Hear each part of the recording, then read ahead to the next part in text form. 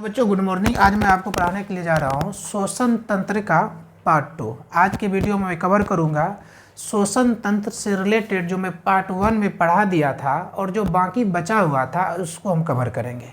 तो सबसे पहले हम बात करते हैं श्वसन तंत्र में श्वसन मार्ग क्या होता है। तो मैंने यहाँ लिखा है वायु जिस मार्ग का अनुसरण करती है उसे श्वसन मार्ग कहते हैं। श्वसन मार्ग मतलब क्या होता है? रास्ता। और जिस रास्ते से हम लोग क्या करते हैं? क्रिया करते हैं, सांस लेने की क्रिया करते हैं, वही क्या कहलाता है? श्वसन मार्ग। वही क्या होता है? श्वसन मार्ग। अब हम जानेंगे कि कौन कौन से श्वसन मार्ग है जो कि श्वसन की क्रिया में, सांस लेने की क्रिया में हेल्प करती है। तो सबसे पहले हम बात करें तो होता है नासा छिद्र। ठीक है, तो जानेंगे कि ये नासा छिद्र क्या है। तो नासा छिद्र, ये जो नाक का जो आगे वाला भाग होता है इसको कहते हैं नासा छिद्र।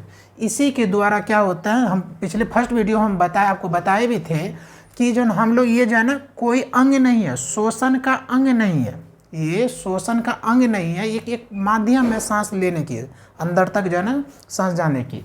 तो ये नासा छिद्र, आपसे पूछा गया कि नासा छिद्र क्या है, तो ये दोनों क्या है? नासा छिद्र। दूसरा जो बताया मैं नासा कटाम, तो ये नासा कटाम कहते हैं नासा छिद्र के जस्ट ऊपर जो होता है ये भाग, इस भाग को कहा जाता है नासा कटाम। तो नासा छिद्र के जस्ट ऊपर क्या हो गया? नासा कटाम हो गया। उसके नीचे आता है ग्रसनी। ग्रसनी समझिए क्या है, हम लोग ये जो मुंह जो खोलते हैं, आप देखे होंगे यहाँ पे क्या है, वो उसको कहता है ग्रसनी। आ करके जो जाता है ये यहाँ पे, इसको कहा जाता है ग्रसनी। और ग्रसनी के बाद आता है स्वर तंत्र। यही है स्वर तंत्र। आप इसको यदि आप इसको सही तरह से दबा देंगे तो आपका आवाज़ जो है ना सही से क्लियर नहीं निकलेगा। इसी को कहा जाता है क्या? स्वर तंत्र। इसी के कारण यदि इसको जोर से दबा दिया जाता है तो आवाज़ आपका चेंज हो जाएगा, और यदि पूर्ण रूप से इसको आप दबा देंगे तो आपका आवाज़ निकलेगा ही नहीं। तो यही है आपका क्या? स्वर तंत्र। तो नासा छिद्र के बाद आता है, नासा छिद्र के बाद आता है नासा कटाम, और नासा कटाम के बाद आता है ग्रसनी, ये जो है यहाँ पे होता है, और ग्रसनी के बाद आता है स्वर तंत्र। और स्वर तंत्र के बाद बात करें तो श्वास नली, और श्वास नली के बाद वायु कोष्ठक। हम जो है ना श्वास नली और वायु कोष्ठक जो है हम चित्र के माध्यम से आपको समझाएंगे। इसमें पूरा डिटेल बताएंगे कि श्वास नली कहाँ है और जो है ना वायु कोष्ठक कहाँ है, इसमें हम पूरा डिटेल में आपको बताएंगे। उसके बाद वायु कोष्ठक की बात करें तो क्या जाता है? ब्लड। तो यहाँ पे मैं एक चित्र बनाया, इस चित्र के माध्यम से हम जितने भी श्वसन मार्ग हैं उसको समझने की कोशिश करेंगे। देखिए इस तरह करके जो है बनाया मैं यहाँ पे, ये क्या है? यही है वायु कोष्ठक। यही है, यहाँ से हम लोग जब सांस खींचते हैं, हम लोग जो है ना सांस लेते हैं, तो यहाँ से मान लीजिए यहाँ से एयर आया, और यहाँ आने के बाद ये जो है ना, ये जो हवा जो आप जो सांस लेते हैं ये कहाँ आ गया? वायु कोष्ठक में। यही है वायु कोष्ठक। मैं जो ये चित्र में आपको दिखा रहा हूँ यही है आपके क्या? वायु कोष्ठक। सर वायु कोष्ठक का काम क्या होता है? बच्चों जब भी आप सांस लेते हैं, ठीक है, जब सांस लेते हैं तो मैंने फर्स्ट वीडियो में मैंने बताया भी था, फर्स्ट क्लास जो मैं किया था उसमें बताया था कि हम लोग जो सांस लेते हैं तो उसमें आपको जो है ना ऑक्सीजन की मात्रा कितनी आप लेते हैं और कितनी छोड़ते हैं। उसके बाद मैं नाइट्रोजन की मात्रा भी बताया था कि हम लोग नाइट्रोजन कितना लेते हैं और कितना छोड़ते हैं। उसके बाद जो है ना नीचे भी बताया था। तो ये आज उसी चीज़ को समझे। मान लीजिए आपने जो सांस लिया तो ये आया वायु कोष्ठक में। कहाँ पे आ गया? ये वायु कोष्ठक। ये जो है यहाँ पे वायु कोष्ठक। कोरोना के समय में यहीं पे इसके माध्यम से, इस ट्रेकिया के माध्यम से कोरोना वायु कोष्ठक के परत बना ले रहा था। यही वायु, इसी पे क्या कोरोना आके अपना परत बना रहा था, जिसके कारण पेशेंट रोगी सांस ले ही नहीं पा रहा था। देखे होंगे कि आप वीडियो वगैरह देखे होंगे या आपके आसपास में जिसको कोरोना हुआ होगा तो उसको सबसे पहले जो दिक्कत हुआ था तो उसको सांस लेने में। तो बच्चों यहाँ पे जब आपने सांस लिया, ये जो वायु कोष्ठक है तो ये इसमें जो ऑक्सीजन आया और यहीं पे कोरोना अपना परत बना रहा था। डैट मीन्स वहाँ पे जो ऑक्सीजन आया, अब यहाँ पे जो ऑक्सीजन यहाँ पे इस वायु कोष्ठक में आया तो ऑक्सीजन का काम होता है हीमोग्लोबिन जो रहता है शरीर में, हीमोग्लोबिन मैंने बताया था कि ब्लड किसके कारण लाल होता है, तो हीमोग्लोबिन का। तो यहाँ पे जैसे ही ऑक्सीजन आया उससे पहले यहाँ पे हीमोग्लोबिन रहता है, और उस हीमोग्लोबिन को क्या करता है, ऑक्सीजन वहाँ से लेकर शरीर के सारे अंग में पहुँचाता है। तो आप जो सांस लेते हैं, आपका जो ऑक्सीजन, आप जो सांस के रूप में ऑक्सीजन लेते हैं, वो सबसे पहले कहाँ आता है, वायु कोष्ठक में। और वायु कोष्ठक में पहले ही क्या रहता है, हीमोग्लोबिन। अब हीमोग्लोबिन को क्या करता है, वो ऑक्सीजन लेके शरीर के पूरे अंग में पहुंचाने का काम करता है। अब देखिए उसके नीचे में मैं बनाया है, इसको डायफ्राम कहते हैं, नीचे में इस तरह का मैं बनाया है डायफ्राम। इसका समझिए, बहुत इंपॉर्टेंट है। आज आप समझेंगे कि जब हम सांस खींचते हैं और जब सांस छोड़ते हैं तो वायु कोष्ठक का काम होता है ऑक्सीजन सांस छोड़ना लेना। जब आप सांस खींचते हैं ना तो आपका कहाँ पे आ जाता है, वायु कोष्ठक में। अब मान लीजिए कि मैंने सांस खींचा, तो मैंने सांस लिया, अब ये इसके माध्यम से इस वायु कोष्ठक में जो ऑक्सीजन आया या अदर गैसेज आया, यदि ये डायफ्राम में नहीं रहेगा तो व्यक्ति दोबारा जो है ना CO2 छोड़ ही नहीं पाएगा। देखिए कितना डायफ्राम का कितना इंपॉर्टेंट है। यदि आप समझेंगे तो आपको लगेगा कि यदि मनुष्य के शरीर में ये डायफ्राम नहीं रहे तो मनुष्य की मृत्यु हो सकती है। कैसे, आपने सांस खींचा तो जब आपने सांस लिया तो आपने ऑक्सीजन लिया, लेकिन आपके शरीर में CO2 जो है, कार्बन डाइऑक्साइड, तो वो तो निकलना भी चाहिए ना। तो उस चीज़ को निकालने के लिए डायफ्राम क्या करता है, पुश करता है फेफड़ा को, क्या करता है, ऊपर की ओर ठेलता है। जैसे अभी मैं प्रैक्टिकल करके बता देता हूँ। जैसे मैंने अभी देखो सांस ले रहा हूँ, मैं सांस लिया, अब मेरा फेफड़ा में गया, यहाँ फेफड़ा में ऑक्सीजन गया, तो इसके नीचे, इस फेफड़ा के नीचे यहाँ पे डायफ्राम इस आकार में होता है। जैसे मैंने देखिए यहाँ पे भी बनाया हूँ इस तरह करके।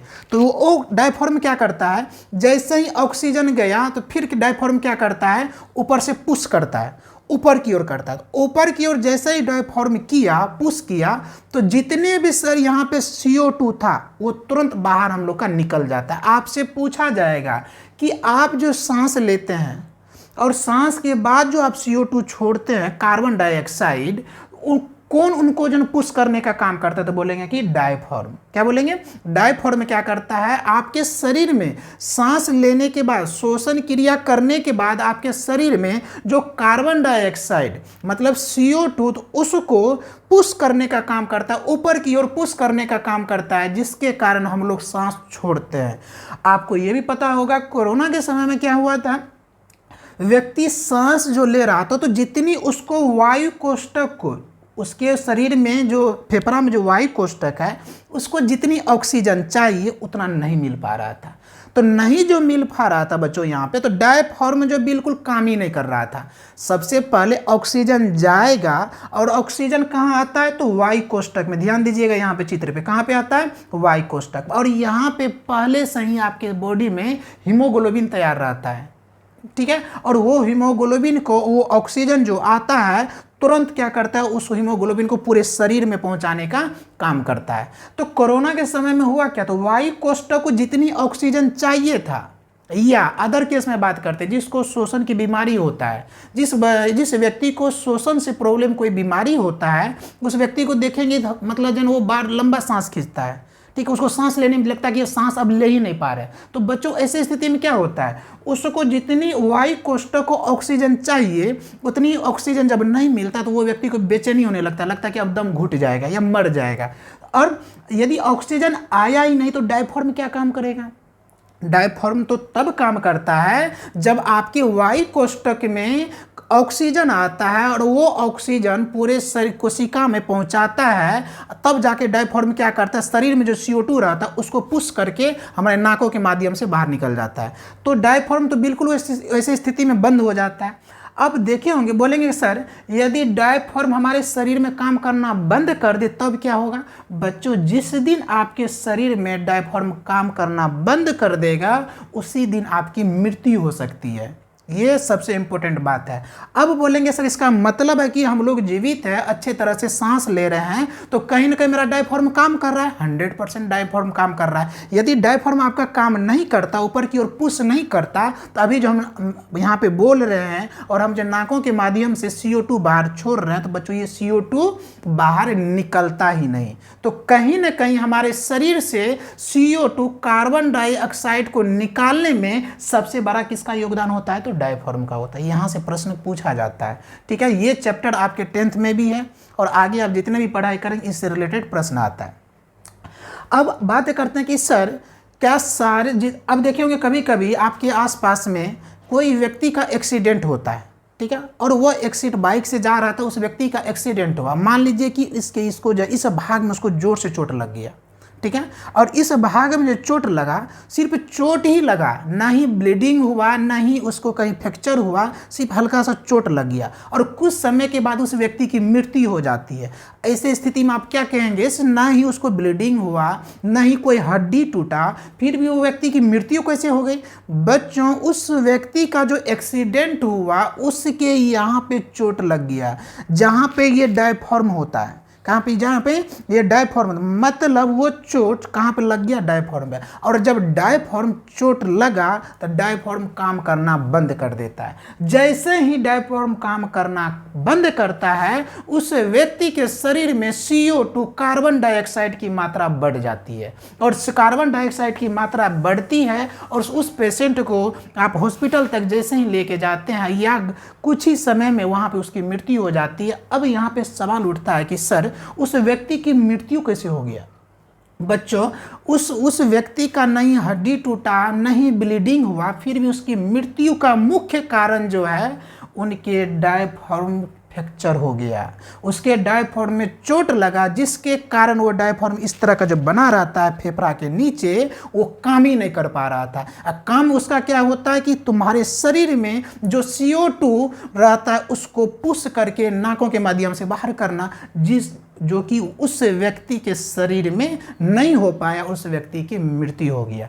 आज के बाद यदि आप साइंस पढ़ते हैं तो ये सब चीज़ आपकी जानकारी होनी चाहिए। कोई बच्चे की मृत्यु हो जाती है या कोई अचानक होता है कि कभी कभी आप लोग देखे होंगे छत पर से बच्चा गिर गया, ठीक है, छत पर से जो बच्चा गिरा, तो छत पर से बच्चा गिरा, नहीं उसका कहीं पे क्या कहते खून हुआ, नहीं हड्डी टूटा, बच्चा की मृत्यु हो गया। या कोई व्यक्ति अचानक गिर गया और बोला कि सीढ़ी पर से गिरा, उस व्यक्ति की मृत्यु हो गया। तो बच्चों वहाँ पे मुख्य कारण है कि उस व्यक्ति के शरीर में डायफ्राम पे चोट लग गया और डायफ्राम उसका क्या हो गया? अब बोलेंगे सर डायफ्राम क्या हड्डी का बना होता है? नहीं, वो मांस का बना होता है। उसमें एकदम पूरा सॉफ्ट होता है, उसमें जरा सा भी चोट लगा तो समझ जाना कि वो डायफ्राम काम करना बंद कर देता है और ऐसे स्थिति में उस व्यक्ति की क्या हो जाती है? जो ऐसे स्थिति में उसकी मृत्यु हो जाती है। अब बात करते हैं कि सर आपने ये बताया कि कोई व्यक्ति का एक्सीडेंट हुआ या कोई व्यक्ति छत से गिर गया या व्यक्ति कोई जो अपने बेड से ही नीचे गिर गया और उसको यहाँ पे चोट लगा,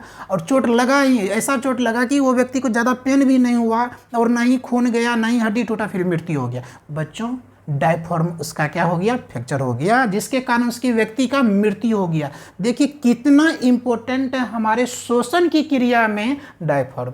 ये तो हमारे शरीर के CO2 को निकालने का काम करता है। एक बात और यहाँ पे समझिए, जब ये ऑक्सीजन यहाँ से लेता है तो बेचैन के रूप में रहता है, एकदम परेशान रहता है।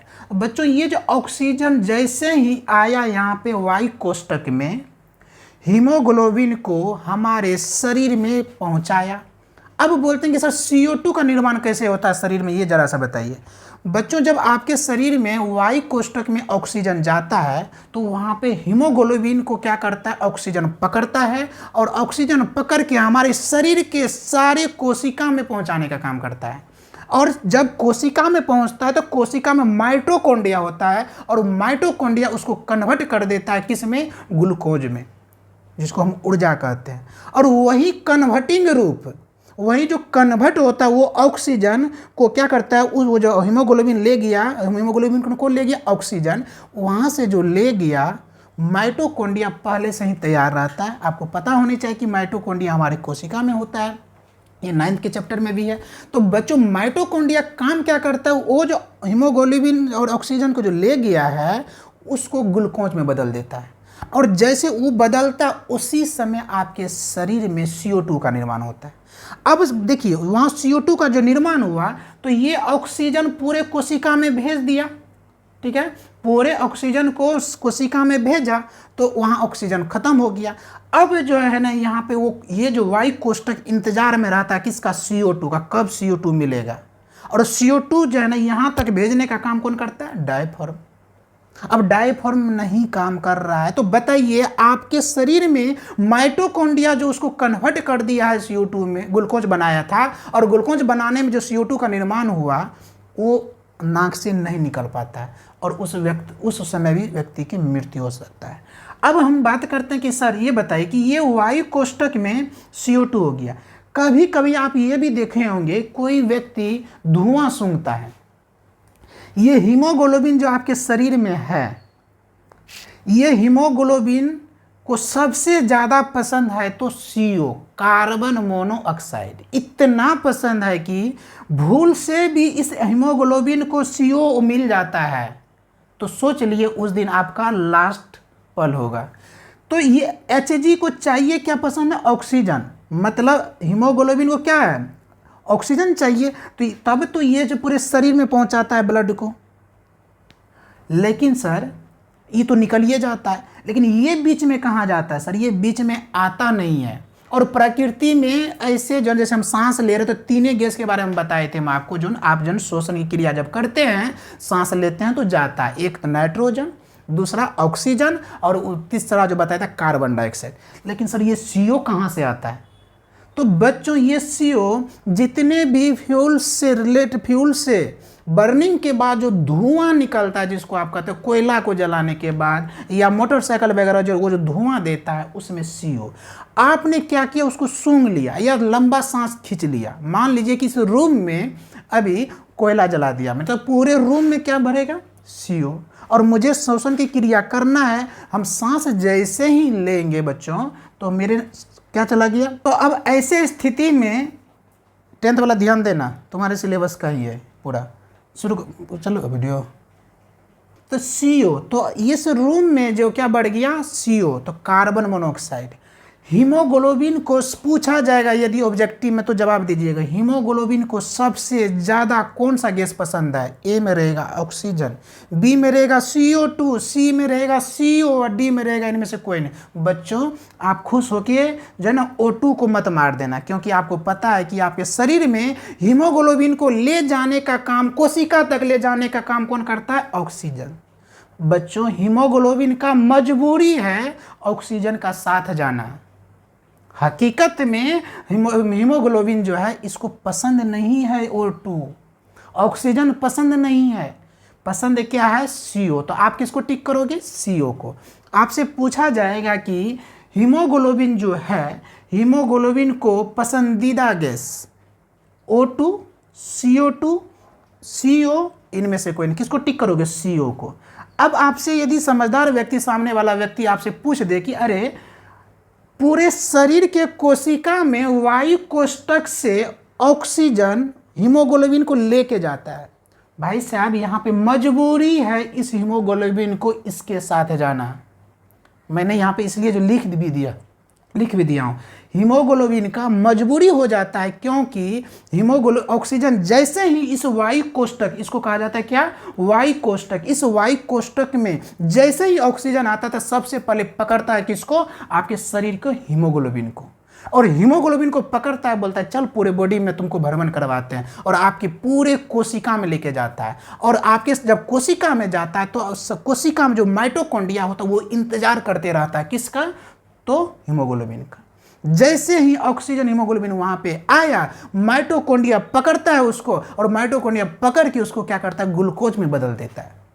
और जैसे ही ग्लूकोज में बदल देता है हम लोग क्या करते हैं, थोड़ा सा ऊर्जा फील करते हैं। आप लोग एक उदाहरण के रूप में और देख सकते हैं, जब सुबह सुबह आप जन सो के जगते हैं, यदि वॉक पे जाते हैं सुबह सुबह, ठंडी हवा लगती है, देखें अच्छा फील होता है। बच्चों वहाँ रियल बात क्या, वहाँ साइंस क्या कहता है, उस समय जो हम शुद्ध ऑक्सीजन लेते हैं तो मेरे फेफड़ा में, वायु कोष्ठक में शुद्ध ऑक्सीजन गया, और शुद्ध ऑक्सीजन गया तो वहाँ पे जो है क्या किया, हीमोग्लोबिन उसको पकड़ लिया, हीमोग्लोबिन को पकड़ा और हमारे पूरे कोशिका तक जाता है और माइटोकॉन्ड्रिया आराम से उसको बदल देता है, किसमें, ग्लूकोज में। और ग्लूकोज में बदलता तो हम जो है ना पूरा अंदर से अच्छा फील करते हैं, लगता है एकदम तंदुरुस्त है।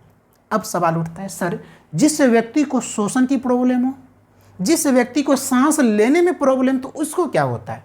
बच्चों यहाँ पे समझिए, आपने जो सांस लिया तो उसमें जो ऑक्सीजन आया कहाँ पे, इस वायु कोष्ठक में, और ये वायु कोष्ठक क्या किया, यहाँ पे जो हीमोग्लोबिन है, एक चीज़ और जान लीजिए, खास करके फीमेल को ये बात जानना जरूरी है, इस वायु कोष्ठक में यहाँ पे हीमोग्लोबिन जो रहता है, इस हीमोग्लोबिन को स्थिति में क्या होता है, फीमेल के लिए भी एक खास बात है, यहाँ पे आपके शरीर में जब ब्लड कम होता है, ब्लड में क्या होता है, हीमोग्लोबिन। देखिए हम जो भी पढ़ाए हैं आपको पूरा डिटेल में वीडियो भी दी है और क्लास में भी पढ़ाए, इसलिए समझिए इस बात को। अब यहाँ पे हीमोग्लोबिन, हीमोग्लोबिन किस में रहता है, ब्लड में। अब जिस व्यक्ति के शरीर में ब्लड ही कम है तो ऑटोमेटिक उसके वजन हीमोग्लोबिन कम होगा, हीमोग्लोबिन कम होगा। बच्चों यदि हीमोग्लोबिन कम है फीमेल में, तो अब यहाँ पे जो ऑक्सीजन आया तो वहाँ हीमोग्लोबिन मिल ही नहीं रहा है जितना चाहिए, तो वो कोशिका तक पहुँचा ही नहीं पा रहा है। और जब कोशिका तक नहीं जाता तो माइटोकॉन्ड्रिया उसको ग्लूकोज में बदल ही नहीं पा रहा है, तो उस बच्चे को हरासमेंट फील होता है, उस व्यक्ति को हरासमेंट फील होता है, उस व्यक्ति को लगता है कि मेरा सांस यहाँ पे आके अटक गया। डैट मीन्स वायु कोष्ठक में जो ऑक्सीजन आया और हीमोग्लोबिन उसको जितना चाहिए था उतना नहीं मिला, तो ऑक्सीजन बेचारे ऐसे ही चला जाता है कोशिका में, और कोशिका में जो माइटोकॉन्ड्रिया को कुछ मिलता ही नहीं, उसको चाहिए क्या बच्चों, तो ऑक्सीजन के साथ साथ हीमोग्लोबिन। अब आपके शरीर में हीमोग्लोबिन नहीं है तो माइटोकॉन्ड्रिया जो है उसको बदल ही नहीं पाता है। क्या नहीं बदल पाता है, तो वो जो है ना ग्लूकोज में नहीं बदल पाता। तो ऐसे व्यक्ति को देखेंगे हरासमेंट फील होता है, उनको लगेगा कि मेरा सांस यहाँ पे अटक गया, अब सांस निकल ही नहीं पा रहा है, या कुछ समय के बाद उसको लेटा दीजिए, तब हल्का सा उसमें जो हीमोग्लोबिन होगा उसके शरीर में, तो वायु कोष्ठक से ऑक्सीजन पकड़ के उसके कोशिका में लेके जाता है, और हल्का सा जैसे ही हल्का सा हीमोग्लोबिन गया, उस माइटोकॉन्ड्रिया उसको ग्लूकोज में बदलता तो उस व्यक्ति को हल्का सा फील होता है। चलिए सर, वही तो कारण है कि शरीर में हीमोग्लोबिन नहीं है तो ऐसे पेशेंट को तुरंत ग्लूकोज लगा दिया जाता है। क्यों? क्योंकि उनके शरीर में माइटोकॉन्ड्रिया बदल नहीं पाया ग्लूकोज में, तो बाहर से हम लोग क्या करते हैं, सुई के माध्यम से उसको चला बॉडी में दे देते हैं, तब वो व्यक्ति को थोड़ा सा होश में आता है। तो यदि आपको श्वसन क्रिया को बेस्ट आप रखते हैं, यदि आप अपने श्वसन क्रिया को बेस्ट रखते हैं बच्चों, तो आपके सांस लेने में भी आसान होगा, आपके शरीर में ग्लूकोज का भी निर्माण अच्छा होगा, और आपके शरीर तंदुरुस्त रहेगा। आप ये भूल जाइए कि हम अच्छा खाना खाएंगे और हमारे शरीर का श्वसन प्रॉब्लम है तो आपका अच्छा खाना काम नहीं कर पाएगा, क्योंकि सबसे पहले श्वसन अच्छी तरह से होना जरूरी है। मैंने फर्स्ट वीडियो में बताया था कि श्वसन क्रिया जब पूर्ण होता है तो शरीर में ऊर्जा और ऊष्मा का निर्माण होता है।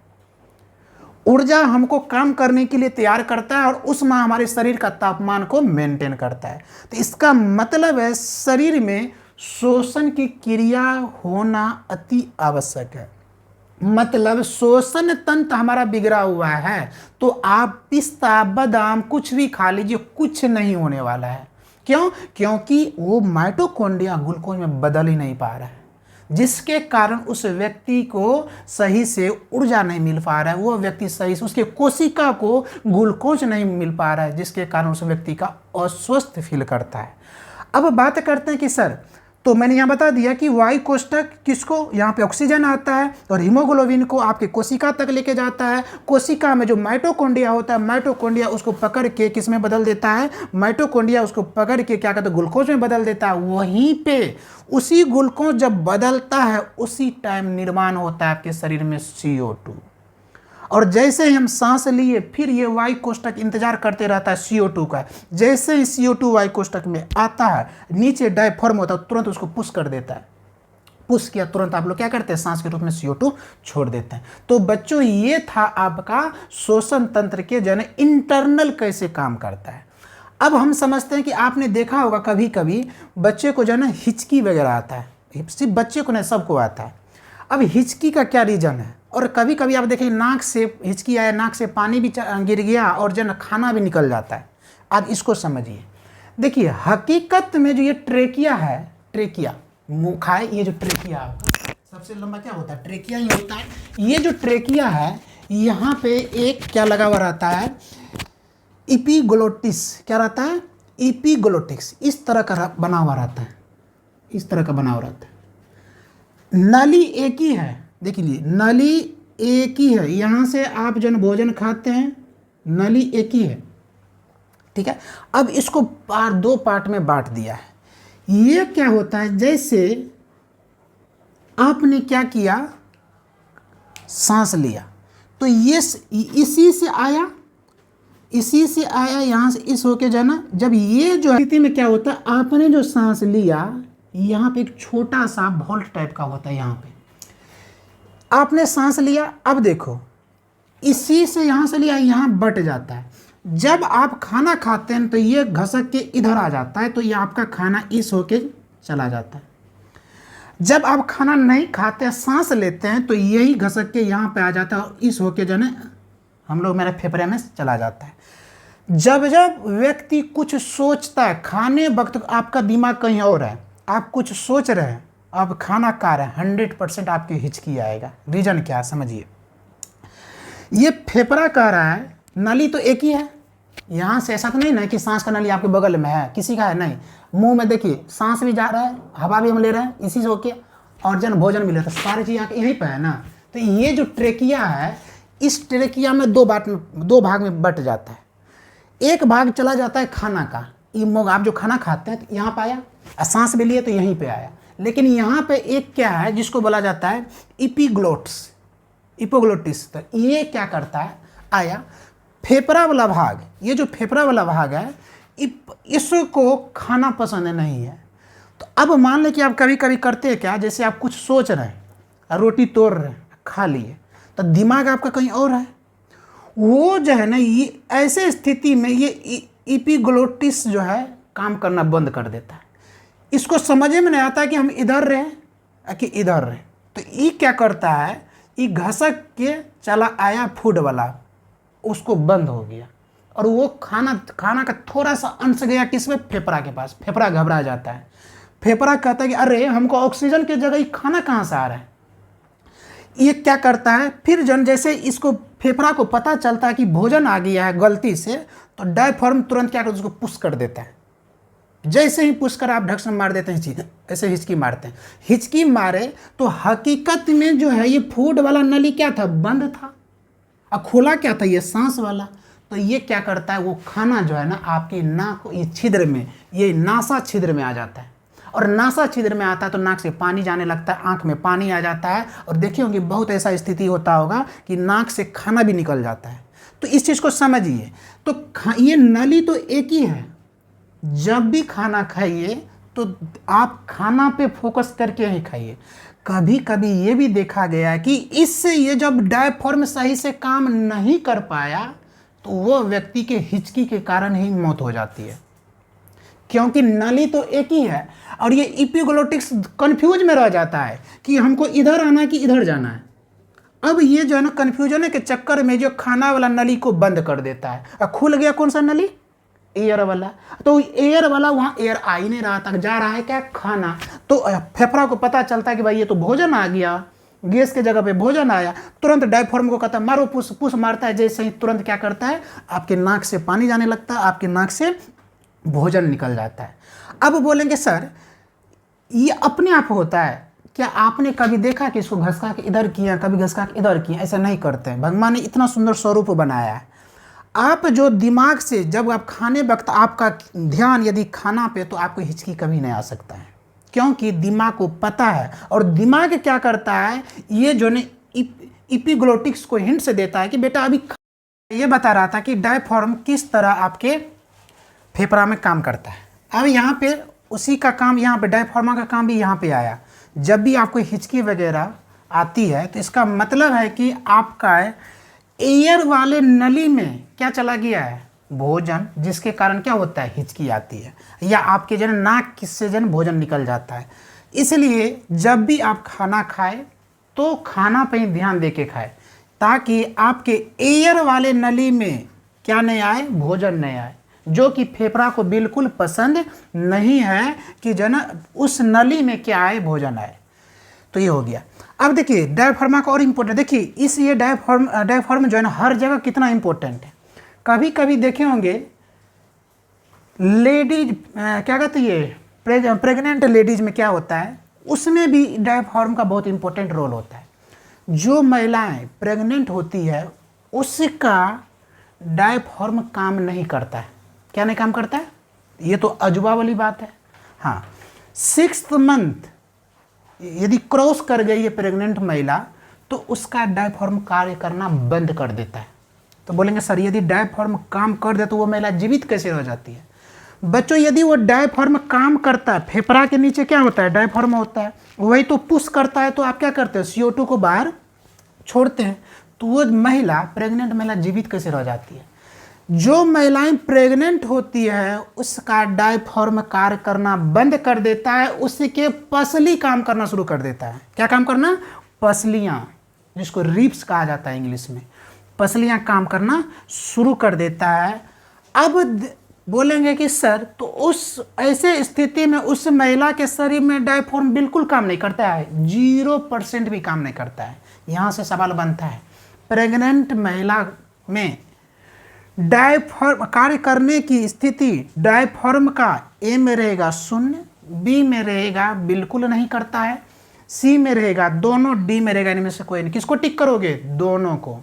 बिल्कुल प्रेग्नेंट महिला है तो उसके डायफ्राम बिल्कुल काम नहीं करता है।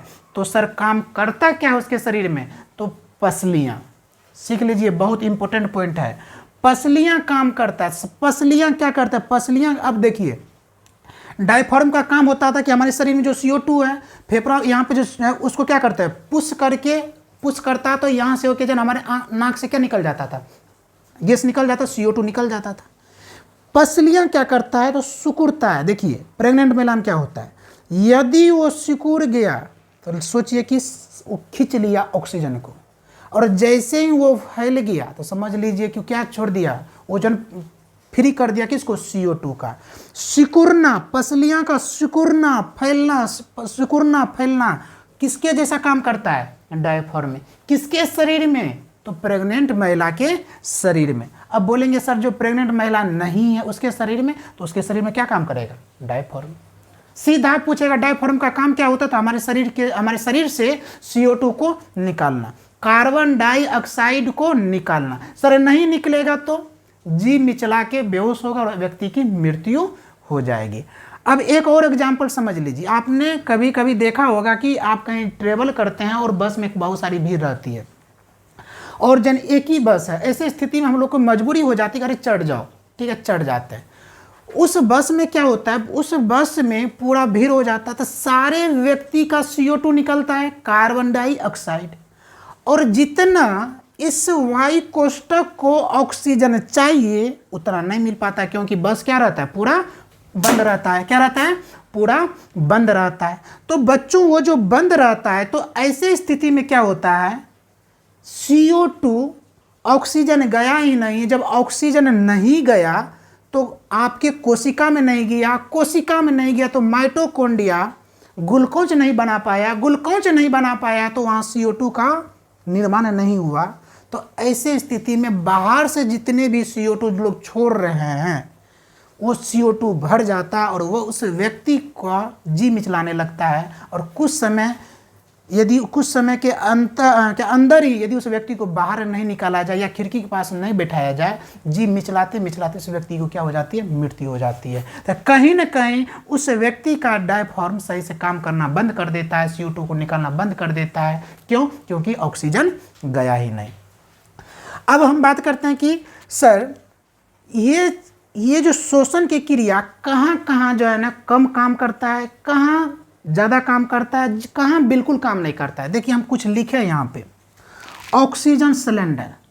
अभी हम लोग यहाँ पे बैठे हुए हैं तो ऑक्सीजन सिलेंडर किसी के पास है क्या, नहीं है।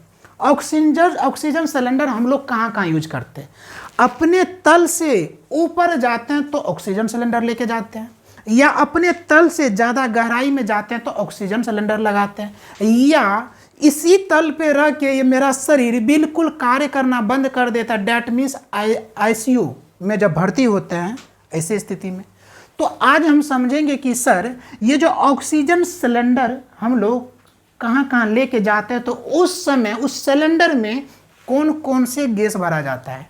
कभी कभी आप लोग सुने भी होंगे कि एवरेस्ट की चोटी, ठीक है, सबसे बड़ी चोटी क्या एवरेस्ट की चोटी है, उन पे यदि कोई व्यक्ति चढ़ता है या भ्रमण करने के लिए जाता है या किसी ऊंची पहाड़ पे जाता है, उस समय उनको क्या क्या प्रॉब्लम होता है, तो वहाँ सेफ्टी के लिए सरकार के तरफ से व्यवस्था की जाती है कि कोई भी व्यक्ति इस पहाड़ पे चढ़ेंगे तो उसको साथ में आपको ऑक्सीजन की सिलेंडर लेके जाना पड़ेगा।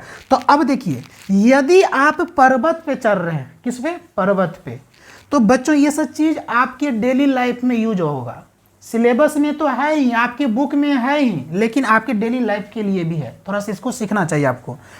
यदि आप पर्वत पे चढ़ रहे हैं, कहीं घूमने गए और आपको वहाँ पे पर्वत पे चढ़ना है, तो वहाँ पे जो आपको सिलेंडर देगा, उस सिलेंडर में ऑक्सीजन और नाइट्रोजन भरा रहता है।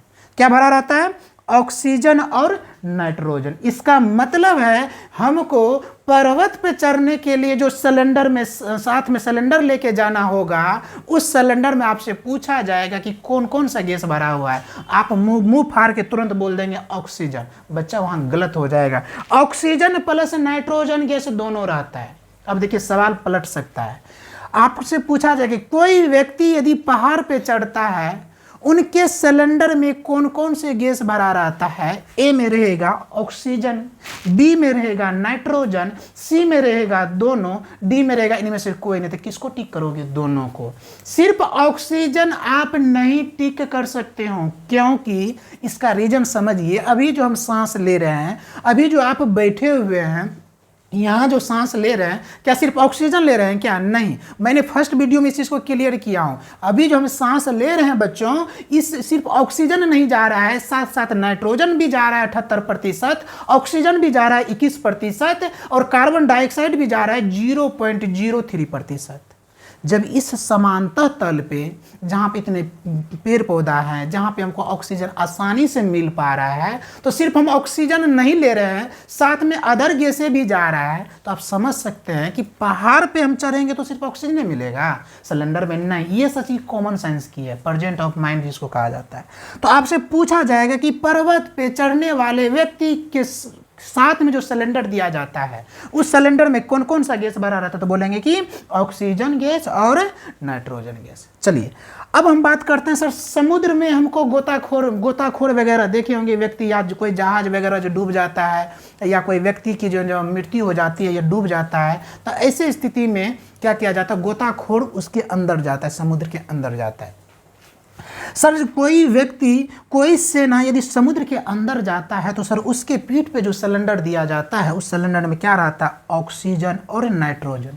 सर अंतर क्या रहा, आपने तो पर्वत पे भी यही बताया, समुद्र पे भी यही बताया। बच्चों ध्यान रखिए, हम बोले क्या, पर्वत मतलब ऊंचाई पे और समुद्र मतलब गहराई पे। तो ऊंचाई पे भी हम चढ़ेंगे तो ऑक्सीजन प्लस नाइट्रोजन, और गहराई में भी जाएंगे तो ऑक्सीजन प्लस नाइट्रोजन। लेकिन सर बहुत गहराई में जाना, जहाँ रेडार कहा जाता है, ठीक है, बहुत बड़ा समुद्र, बहुत बड़ा जो है ना क्या शिप था, वो डूब गया, उसमें बहुत सारे हमारे भारत की सेना है, या मान लीजिए कि बहुत सारे हमारे भारत के कोई ट्रेवल कर रहे थे, वो जन डूब गया। सर उसके लिए यदि 300 फीट गहराई जाना है, कितना फीट, 300 फीट यदि गहराई जाना है, तब वहाँ पे उस व्यक्ति के सिलेंडर जो दिया जाता है, उसके सिलेंडर में रहता है ऑक्सीजन और हीलियम। क्या रहता है, ऑक्सीजन और हीलियम। 50 बार ऑब्जेक्टिव में पूछा है, एसएससी, रेलवे, बैंक। 10th में इतना गहराई में नहीं जा सकता है, लेकिन जब आप पढ़ रहे हैं तो थोड़ा सा पढ़ लीजिए, पढ़ने में क्या जाता है, फ्री में मिल रहा है, पढ़ लीजिए, ठीक है। गहराई यदि हम देखिए समुद्र में, लेकिन समुद्र में भी 300 फीट यदि हमको गहराई में जाना है, तो हमको जो सिलेंडर दिया जाएगा, उस सिलेंडर में ऑक्सीजन और नाइट्रोजन गैस रहेगा। 350 फीट के ऊपर ही समुद्र में हमको डूबना है, या हमको गोता लगाना है, तब क्या भरा रहेगा उसके सिलेंडर में, ऑक्सीजन और नाइट्रोजन। अब कहीं कहीं पे आपको ये 300 फीट प्रश्न में नहीं लिख रहा है और डायरेक्ट बोल दिया कि गहरा गहरा समुद्र और लिख दिया गहरा। तो समुद्र जब कहेगा तो बच्चों क्या बोलिएगा वहां पे ऑक्सीजन और नाइट्रोजन। लेकिन समुद्र में कह दिया कि गहरा तो समझ जाइए कि भाई गहरा का मतलब है 300 फीट नीचे। कितना फीट नीचे? 300 फीट नीचे। सर 300 फीट नीचे यदि हमको जाना है तो हमारे सिलेंडर में क्या क्या होना चाहिए? ऑक्सीजन और हीलियम होना। सर हीलियम क्यों दे दिया ये बताइए बच्चों। हम इस तल पे जब सांस ले रहे हैं तो नाइट्रोजन 78% मिल रहा है। हम जो है समुद्र में भी जा रहे हैं तो नाइट्रोजन हमको मिल रहा है, ऊंचाई पे भी जा रहे हैं तो नाइट्रोजन मिल रहा है। लेकिन समुद्र के ज़्यादा गहराई में हम जा रहे हैं तो हमको नाइट्रोजन नहीं मिल रहा, नाइट्रोजन सिलेंडर में नहीं है। क्यों सर? देखिए होता क्या है, ज़्यादा गहराई में जाने के बाद ये जो ऑक्सीजन है अपना काम करना बंद कर देता है, इसलिए उस सिलेंडर में क्या मिला दिया जाता है? हीलियम, ताकि आपको आसानी से ऑक्सीजन मिल सके। आप जो लगाएंगे मुंह में आपको आसानी से ऑक्सीजन मिल रही, यही काम करता है कौन? हीलियम। लेकिन समानता ऊंचाई पे और समानता गहराई पे, ये समानता तल पे नाइट्रोजन, इस ऑक्सीजन को हीलियम की जरूरत नहीं होता, उसका हेल्प नाइट्रोजन ही कर देता है। ज़्यादा गहराई पर जाने के बाद उसको जो है ना नियोन हेल्प करता है। तो आपसे पूछा जाएगा कि जन पर्वत पे जन चढ़ते हैं तो उसके सिलेंडर में कि कौन कौन सा गैस रहता है, याद कर लीजिएगा, समुद्र में और गहरा समुद्र में। चलिए ये भी क्लियर हो गया। अब हम बात करते हैं कि सर आपने चर्चा किया था ICU का। समझिए, यदि पेशेंट अपनी समानता स्थिति से, मतलब व्यक्ति बीमार पड़ा, नॉर्मल स्थिति से दूसरे स्थिति में चला गया, डेट मीन्स उसका फेफड़ा काम करना बंद कर दिया, या कोई व्यक्ति ऐसा एक्सीडेंट किया है कि उस बिल्कुल उससे का ब्लड सर्कुलेशन, फेफड़ा सब कुछ काम करना बंद कर दिया। बच्चों ऐसे पेशेंट को, ऐसे व्यक्ति को तुरंत हम लोग किस में ले जाते हैं? ICU में ले जाते हैं। और ICU में वहाँ जो सिलेंडर वहाँ जो पेशेंट के मुंह में लगाया जाता है तो उसके सिलेंडर में जो रहता है ऑक्सीजन प्लस हाइड्रोजन गैस। क्या रहता है? Oxygen plus hydrogen. ऑब्जेक्टिव याद रखिएगा, आने वाले समय में यदि आप लोग कुछ बनना चाहते हैं, कुछ करना चाहते हैं बच्चों, साइंस में पूछा जाएगा प्रश्न। देखिए कितना बदल रहा है, O2N2 O2N2 O2He, और यहाँ पे ICU में बदल गया O2H2। आप नॉर्मल देखिए डेली लाइफ में भी कभी हॉस्पिटल गए, देखिए अच्छा ICU है, अच्छा इस पेशेंट को ICU में लेके जा रहे, इसका मतलब तुरंत उसके मुँह में क्या लगाएगा? उसके मुँह में लगाएगा जो सिलेंडर से जाएगा उसके मुँह में ऑक्सीजन है, उसमें ऑक्सीजन और क्या रहेगा? हाइड्रोजन रहेगा। याद रखिएगा, ICU में जो व्यक्ति भर्ती है उसको जो दिया जा रहा है ऑक्सीजन के साथ साथ कौन सा रहता है? उसमें मिक्स हाइड्रोजन गैस रहता है। चलिए ये भी क्लियर हो गया। नेक्स्ट बात करें, यहाँ पे कुछ हम इंपॉर्टेंट पॉइंट लिखे हैं, देखिए पॉइंट वाइज करके लिखे हैं, नोट्स इसलिए कर दिए इसको। एक होता है टाइडल वॉल्यूम। टाइडल वॉल्यूम क्या होता है? कोई समानता व्यक्ति एक बार में कितना सांस खींचता है। अभी हम आपके सामने खड़े हैं, आप लोग मेरे सामने बैठी हो, तो अभी आप लोग जो सांस खींच रहे हो तो अभी हम कितना खींचे? यदि हम स्वस्थ हैं तो कितना खींचे सर? तो बच्चों टाइडल वॉल्यूम किसको कहता है समझ लीजिए। ये सब चीज़ आप जो है ना मेडिकल रिपोर्ट जब आप लोग करवाएंगे ना, जब आप लोग टेस्ट वगैरह करवाए तो वहाँ लिखा रहता है टाइडल वॉल्यूम, उसके आगे लिखा रहेगा 500 ml इसका रेंज होता है उसका। यहाँ पे टाइडल वॉल्यूम क्या होता है? आप जब रिपोर्ट कर किसी को श्वसन मतलब फेफड़ा से रिलेटेड कोई बीमारी है तो जब आप चेक करवाएंगे तो वहाँ टाइडल वॉल्यूम लिखा रहता है आपके रिपोर्ट पे। टाइडल वॉल्यूम के मतलब होता है कि आप एक बार में कितना सांस लेते हैं। जैसे अभी हम देखिए सांस लिए तो एक बार में हम कितना सांस लेते हैं? तो बच्चों एक बार में हम 500 ml सांस लेते हैं। सीखने वाली बात है, यदि आप चैप्टर पढ़ रहे हैं 10th का तो आपको अच्छी तरह ज्ञान होनी चाहिए। आप एक बार में कितना सांस लेते हैं? सर हम 500 ml लेते हैं। कितना लेते हैं? 500 ml। इसी 500 ml को कहा जाता है टाइडल वॉल्यूम। सर ये कहाँ देखने के लिए मिलेगा? किसी को सांस से रिलेटेड बीमारी है या उसको प्रॉब्लम है, उसका जब चेकअप करवाओगे फेफड़ा का तब वहाँ लिखा रहेगा टाइडल वॉल्यूम। यदि आपका टाइडल वॉल्यूम 500 ml से कम आ रहा है, 300 आ गया, तो समझ जाइए कि आपका फेफड़ा सही से श्वसन क्रिया नहीं कर पा रहा है, आपके श्वसन से रिलेटेड बीमारी है, आपको इलाज करवाने की जरूरत है। सर 500 ml से ज़्यादा भी होता है बच्चों, नहीं, 500 ml हमारा फेफड़ा जो होता है, आपका जो फेफड़ा है उतना सफिशियंट होता है। कम हो गया तो आपको दिक्कत है। आपको नॉर्मल 450 ml तक आ रहा है तो समझिए आप स्वस्थ हैं, लेकिन आपका 400 से भी यदि कम हो गया तो समझ जाइए कि आपको फेफड़ा से रिलेटेड या श्वसन से रिलेटेड आपको बीमारी है। एक बार में जो सांस लेते हैं उसी को कहा जाता है टाइडल वॉल्यूम। क्या कहा जाता है उसको? Tidal volume. सर एक बार में हम लोग कितना सांस लेते हैं? तो बच्चों 500 ml हम लोग एक बार में सांस लेते हैं। नेक्स्ट पॉइंट की बात करें, टोटल लंग्स कैपेसिटी। सर हमारा फेफड़ा का कितना क्षमता होता है से हम जो ना हवा को रखने का, ऑक्सीजन को रखने का? तो 600 ml। कितना? 600 ml। हम देखिए ये जो बाबा रामदेव जो करवाते, देखो लंबा सांस खिंचवाता, कैसे करता है? लंबा सांस खींचे, तो लंबा सांस जो खींचे, ये जो आया ये फेफड़ा में, ये फेफड़ा कितना एक्सेप्ट कर सकता है? 600 ml को, और आराम से हम सांस ले रहे हैं। तो कितना बार लिए हम? 500 ml। देखिए कितना का अंतर। यदि हम लंबा सांस खींचते हैं तो हमारे फेफड़ा को कितना जाता है? 500 ml। और यदि हम लोग नॉर्मल सांस लेते हैं तो कितना जाता है? सॉरी, नॉर्मल सांस खींचते हैं तो 500, और जोर से खींचते हैं तो कितना? 600। 100 का अंतर हो जाता है। याद रखिएगा, लीटर मत बोल दीजिएगा, नहीं तो जो है ना पता चलेगा लीटर समझ रहे हैं, ml, मिली लीटर में, इसलिए मैंने क्या लिखा? ml। आपका मार्केट में जितने भी मेडिसिन आप लोगों को खांसी होता है, कफ सिरप ले, देखिए ml में लिखल रहता है, ठीक है? कोई भी मतलब जो सोल्यूशन वगैरह रहता है ml में लिखल रहता है, मिली लीटर में। अब बात करते हैं कि सर एक इंसान जगा हुआ है, जैसे अभी आप लोग जगे हुए हैं ना, ठीक है, जगे हुए हैं, तो जगा हुआ इंसान 1 मिनट में कितने बार सांस ले लेता है? 16 बार। कितना बार सांस लेता है? 16 बार। सर हम जिंदा हैं तब भी तो बैठे हैं ना, हम जिंदा है तब तो बोल रहे हैं। इसका मतलब है कि हम जगे हुए हैं, मेरा दिमाग काम कर रहा है।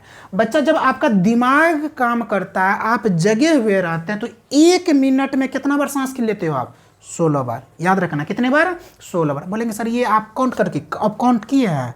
ये सारे मेडिकल डिपार्टमेंट का काम होता है, और सारे चीज़ ये सब चीज़ है ना 100 व्यक्ति पे रिसर्च किया जाता है, उसके लेबोरेटरी में चेक किया जाता है, स्वस्थ व्यक्ति को, बीमार व्यक्ति की नहीं, स्वस्थ व्यक्ति को। तो देखा गया कि भाई हजारों व्यक्ति का जब टेस्ट किया गया तो 1 मिनट में कितने बार सांस लिया?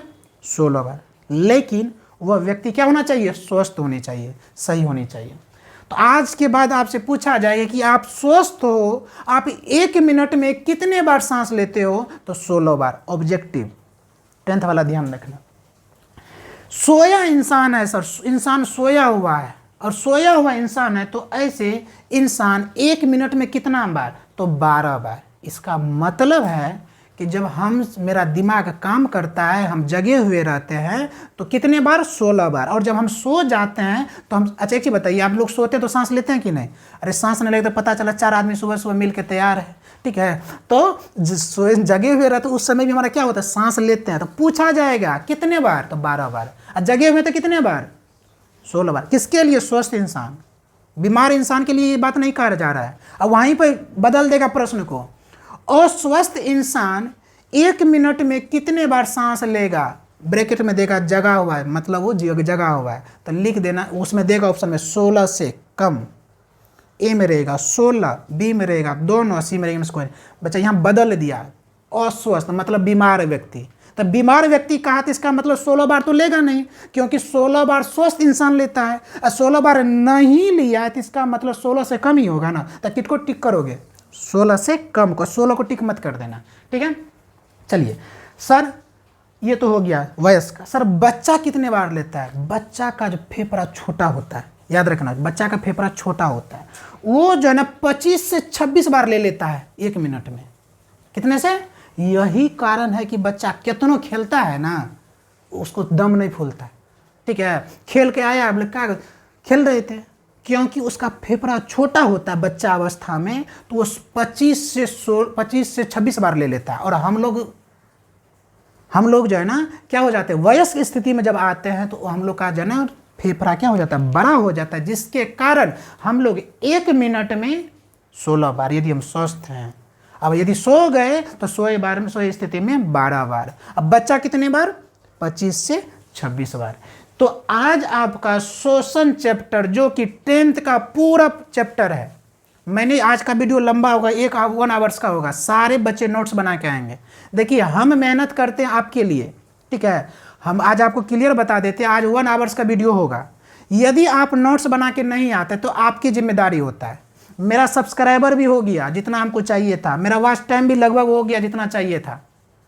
हम वीडियो इसलिए दे रहे हैं, यहाँ चिल्ला चिल्ला के आपको एक एक पॉइंट बताते हैं। जब आप नोट्स बना के नहीं आते हैं तो फिर आपका दुर्भाग्य की बात है, आप अपने आप को ठकिएगा, ठीक है। तो चैप्टर 10th का पूरा मैंने शोषण कंप्लीट कर दिया। 1 आवर्स के लगभग वीडियो जाएगा। कम से कम आपका ऑब्जेक्टिव की संख्या 60+ होनी चाहिए। यदि आप मेहनत करोगे तभी आपको फल मिलेगा। देखिए मैंने जितने डिटेल में शोषण चैप्टर पढ़ाया है, मैं बायोलॉजी का शोषण चैप्टर पढ़ाया है, यदि आप पढ़ लेते तो 16-17 नंबर आपको ये चैप्टर दिला देगा। देखिए सब चैप्टर से ज़्यादा प्रश्न नहीं पूछा जाता है, कुछ ऐसे इंपॉर्टेंट चैप्टर होता है जो कि एग्जामिनर का माइंड बार बार वहाँ पे रिपीट करता है, और उसी चैप्टर से कभी 10 दे देता है प्रश्न, कभी 15 दे देता है, कभी 20 भी दे देता है। लेकिन ये शोषण चैप्टर बहुत इंपॉर्टेंट चैप्टर है। आपको यदि 10-15 नंबर चाहिए ऑब्जेक्टिव प्लस सब्जेक्टिव मिला के, तो आप इस चैप्टर का ऑब्जेक्टिव बना के आइएगा।